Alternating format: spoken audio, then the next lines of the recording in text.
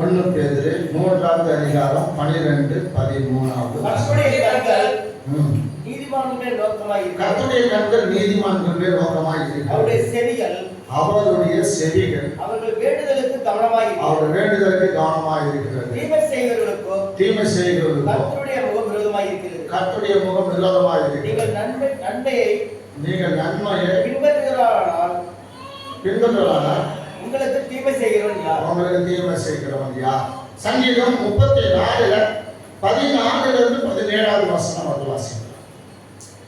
சங்கீதம் 34 14 15 16 17 தீமையை விட்டு விலகி நன்மை செய், சமாதானத்தை தேடி அதை தொடர்ந்து கொள். கர்த்தருடைய கண்கள் நீதிமான்கள் மேல் நோக்கமாய் இருக்கிறது. அவருடைய செவிகள் அவருடைய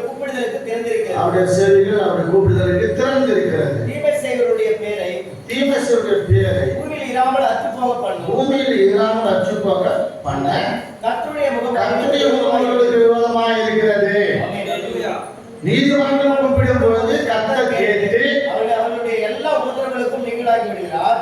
அவர்களுடைய எல்லா உபத்திரங்களுக்கும் நீங்களாகி விடுகிறார்.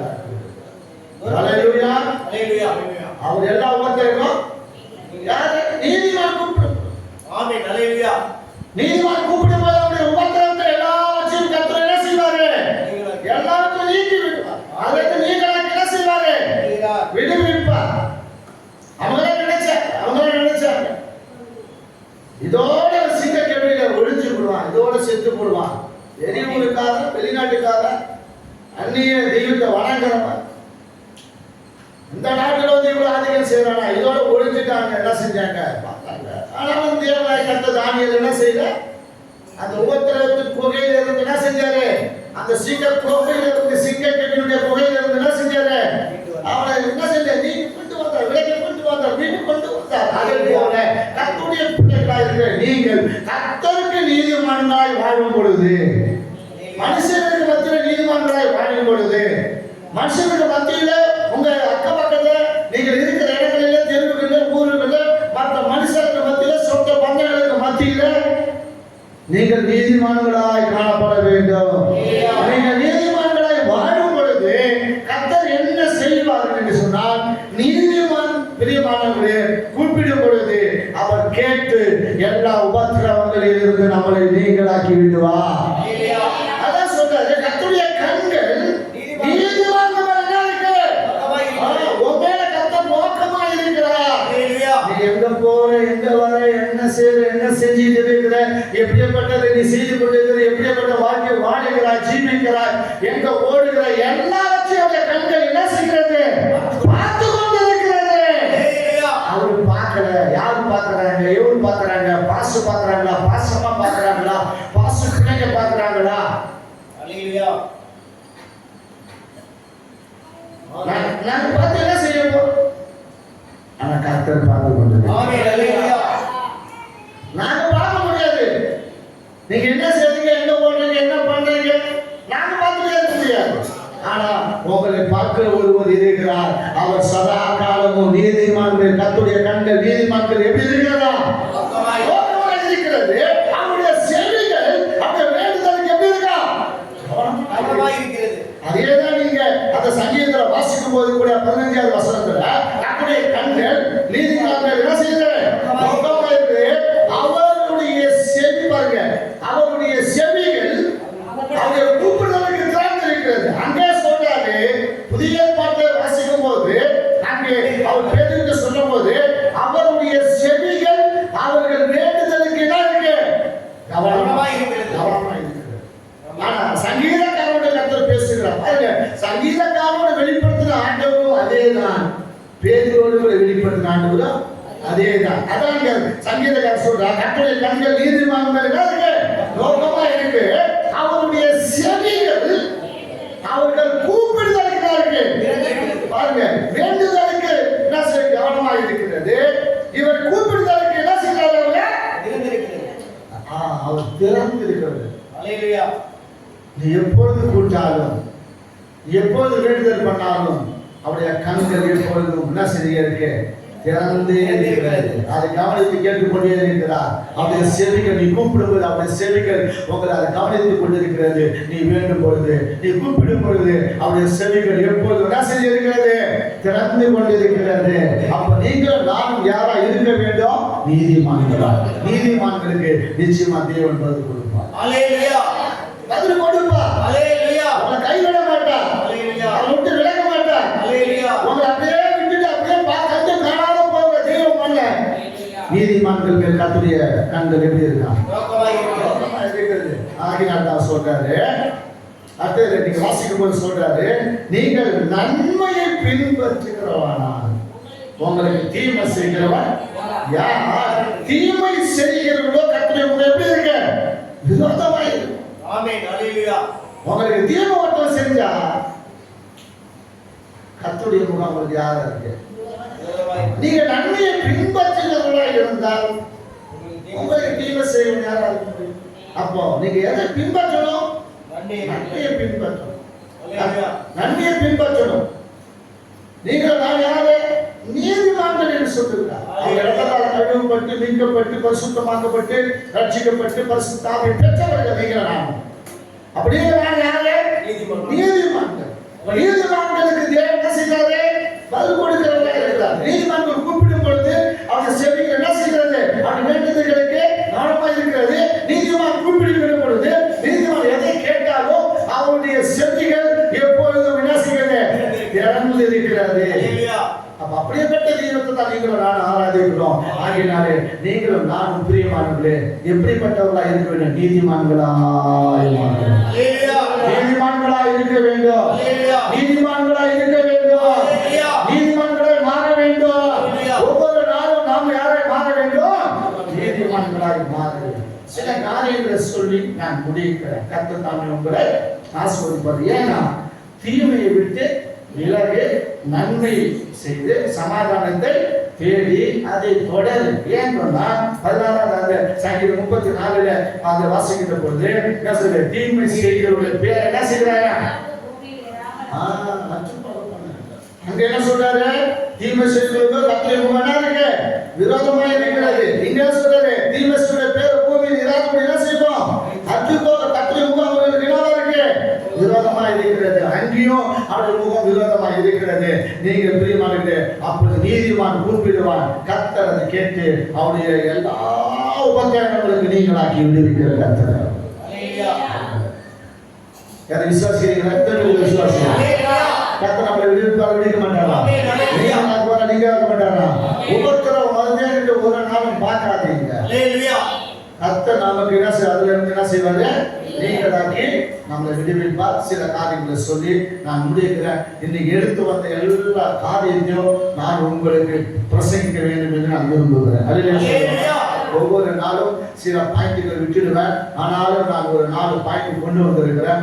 அதை நீங்கள் கவனமா கேளுங்க. கர்த்தர் உங்களை ஆசீர்வதிப்பாராக. நீங்க எவ்வளவு சீக்கிரம் வாசிக்கிறீர்களோ அவ்வளவு சீக்கிரமா 4 பிரசங்கத்தை பண்ணி முடிப்பேன். அல்லேலூயா. முதலாவதாக, நன்மையை பெற்ற பொழுது நாம் சந்தோஷப்படுகிறோம். தீமையை பெறும் பொழுது என்ன செய்யறோம்? நாம் பாவத்தை செய்ய போகிறோம். ஆகிய தீமையை பெறும் பொழுது பாவம் செய்யக்கூடாது. நன்மையை பெற்ற பொழுது நாம் சந்தோஷப்படுவது போல தீமையை நாம் பெறும் பொழுது கூட பாவம் செய்ய போகக்கூடாது.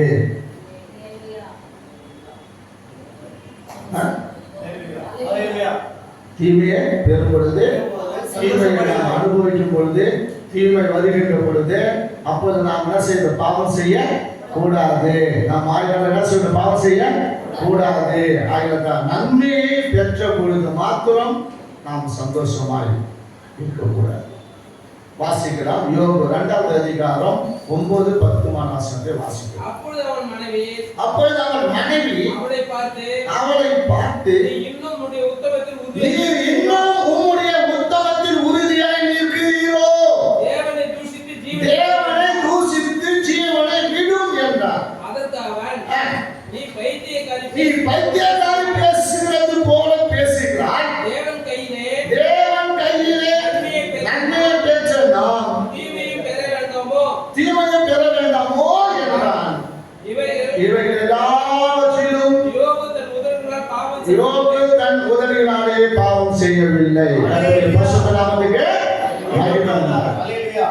யோபு என்ன செய்யல? பாவம் செய்யல. ஆமென். அல்லேலூயா. அவன் சொல்ல பைத்தியக்காரமா பேசுறீங்க. ஆமென். அவங்க சொல்றாங்க சீக்கிரமா ஜீவனை விட்டு செத்து போயேன் அப்படின்னு. அல்லேலூயா. சீக்கிரமா இந்த உபத்திரவத்தெல்லாம் நம்ம என்ன செய்யறது தாங்க முடியாது. சில உபத்திரவம் தாங்க முடியாது. மாசம் என்ன செய்வாங்க, சில நேரத்தில் அப்படியே கத்தளிப்பாங்க. ஆனாலும் அவங்க அதாவது நான் கோவப்பட்டு திருப்பியாவது அந்த அதுல இருந்து என்ன செய்வேன், அவங்களுக்கு கோபத்தை உண்டாக்கி அவரை வந்து அதை டேக் பண்ணுவேன். ஏன்னா அது நம்ம அந்த அந்த இடத்துக்கு கடந்து போகும் பொழுது, அந்த வேதனை மிக்க சூழ்நிலை கடந்து போகும் பொழுது அல்ல சொல்லுவோமா அல்லேலூயா.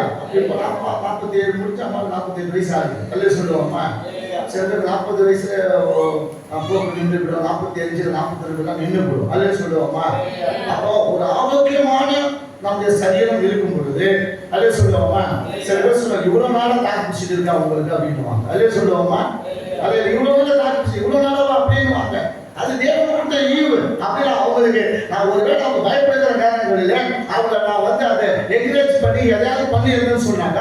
அல்ல சொல்லுவோமா. அவங்களுக்கு எப்போ கருப்பு போய் எடுத்துக்கணும். அல்லேலூயா. தேவன் ஈவு. அப்ப அவங்க என்ன செய்வாங்க, அந்த நேரத்துல அவங்க என்ன செய்வாங்க, கொஞ்சம் அவங்க மைண்ட் ட்ராக் பண்ணுவாங்க. கோவத்தை கிளப்பி எதையாவது அவங்க நிறுவனம் நாங்க செய்வோம் கொஞ்சம் நேரம் கீழே செஞ்சு ஜாமான் போயிடுவாங்க. அவங்க உட்காந்துட்டு அப்படியே இருந்து அப்புறம் அதை மறந்து விடுவாங்க. அலையிலேயே சொல்லுவாங்க. அது அவங்களுக்கு தெரியாது, நம்ம பண்ணணும் அவங்களுக்கு தெரியாது. நான் இன்னைக்கு தான் சொல்றேன் அவங்களோட கூட. அலையே சொல்லுவாங்க. இப்ப 55 வயசு வரையில பெண்களுக்கே உண்டான வழிபாடு போய்விட்டு சொன்னா அது பிரியமானவர்களே. அப்ப அவங்களுடைய சரீரம் ஆரோக்கியமா இருக்கிறது. அதை நம்ம என்ன செய்யணும், ஏன்னா அந்த அளவுக்கு அவங்க என்ன செய்யறாங்கன்னா சரியான பிரியமானவர்களே வேற எல்லாம் சரியா செய்யறாங்க. அலையில சொல்லுவோமா. 40 சில பேர் 35 வயசுல 40 வயசுல 42 கருப்பு பை எத்தனையோ நீங்க தாய் சகோதரிகள் என்ன செய்யறாங்க, எடுத்துறாங்க. அப்ப நம்ம ஒரு தீமை அணுகக்கூடாதபடிக்கு நாம் வாழ முடியாத ஒரு தீமை வந்து நாம் செய்யறோம். ஆனா அந்த நேரத்துல நாம் என்ன செய்யறது, கர்த்தருடைய நாமத்தை தூசிக்க கூடாது. ஆனா இந்த மாதிரி செய்யறாங்க, பயங்கரமா என்ன சொல்றாங்க, அவங்க நிந்திக்கிறாங்க, அவங்க தூசிக்கிறாங்க, கோபப்படுத்துறாங்க, வேகப்படுத்துறாங்க. ஏன் நீ உயிரோட இருக்கிற, செத்து போய, நீ இனிமேல் இருந்தா வாழ போதா, இனிமேல் என்ன எனக்கு நீ சொந்தத்தை கொடுக்க போறியா, இனிமேல் இருந்து எனக்கு ஏதாவது உன்னால நன்மை கிடைக்க போகுதா, ஏதாவது ஆசீர்வாதம் கிடைக்க போகுதா, செத்து போய. அவர் சொல்றாரு, ரசாட்ட சொல்றாரு, பைத்தியக்காரி கூட பேசுறீங்க. ஆமென். அல்லேலூயா. எனக்கு சில நேரத்தில் அப்படி கிளம்புவாங்க தான், அவர் உச்சகட்ட கோபத்தை கிளம்புவாங்க தான், உச்சகட்ட ஆக்ரோஷத்தை கிளப்பி விடுவாங்க. அவங்க அந்த நிலையில இருக்கிறாங்க. அந்த சூழ்நிலைக்கு அவங்க அந்த சூழ்நிலை தள்ளப்பட்டு இருக்கிறாங்க. இவர் படிக்கிற இந்த உபத்திரவத்தை அவங்களால பார்க்க முடியல. அதனால ஏன் ஜீவனை விட்டுட்டு போய் ஆண்டவன் அந்த தூசிட்டு சொல்லிட்டு போய் விட்டுட்டு போய் அப்படின்றார். ஆனா அவர் சொல்றாரு நன்மையை பெற்றிருக்கிறோம், நன்மையை பெற்றிருக்கிறோம். நன்மை பெற்ற பொழுது மாத்திரம் நம்ம சந்தோஷமா இருக்க கூடாது. அல்லேலூயா. சில பேருக்கு அந்த வியாபாரம் பண்றாங்க ஆட்களப்பா, நம்ம கிறிஸ்தவம் புரஜாதிங்க கூட அதை பற்றி என்ன பண்ண மாட்டாங்கன்னா கேர் பண்ண மாட்டாங்க, புரஜாதிங்க கேர் பண்ண மாட்டாங்க. நம்ம மாடுக்கு மகா மோசமான பொறுக்கீங்க. என்ன பொறுக்கி, தெரு பொறுக்கி இல்ல, ஆசிர்வாதம் பொறுக்கீங்க. நல்ல வியாபாரம் நடக்கும் போது பார்த்தோன்னா அப்ப சொல்லுவாங்க, ஐயா சொல்லுவாங்க, அப்படியே அப்படி இப்படின்னுவாங்க. அதே சொல்லுவோமா. ஒன்று நடக்க போய் சிஸ்டர் எப்படி இருக்கு, நான் பார்த்தோன்னு காக்கா வந்துட்டாரு கொடுக்குறாங்க.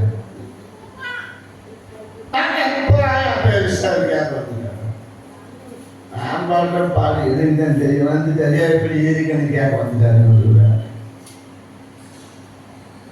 தேவன் இன்னைக்கு எவ்வளவு கொடுக்க சித்தமா இருக்கிறாரோ அதுதான். எதை கொடுக்க அவனுக்கு சித்தமா இருக்கிறாரோ அதுதான் அவனுடைய சித்தம். அப்படியெல்லாம் நான் யோசிச்சு பார்த்தோம்னா அந்த ஊழியத்தை செஞ்சிருக்க முடியுமா? நான் சொல்லுங்க பார்ப்போம். ஒருத்தர் சொன்னாரு, ஒரு ஊழியர் மீட்டிங் போயிருந்தோம், ஒரு பாஸ்டர் சொன்னாரு, நீங்க வீட்டுக்கு போயிட்டு நீங்களாம் என்ன குண்டா பிடிச்சிட்டு வராங்க அப்படின்னாரு. குண்டா பிடிச்சிட்டு போவாதீங்க அப்படின்னா என்ன, விசுவாசம் ஜெபம் போனா வீட்டை சோறு போடுவாங்க, குண்டா பிடிச்சிட்டு வராதீங்க, அதுக்காக ஓடாதீங்க, கர்த்தரை அழைத்தவர் அப்படின்னு. அவங்க எல்லாம் என்ன குண்டா பிடிச்சி பாருங்க எங்களுக்கு தெரியும். ஆனா இருக்கிறவங்க பேசி போயிடலாம். அப்படி சொல்லுவோமா, பேசுறவங்க வீட்டுல குண்டா அந்த வீட்டுக்கு பிரதேசம்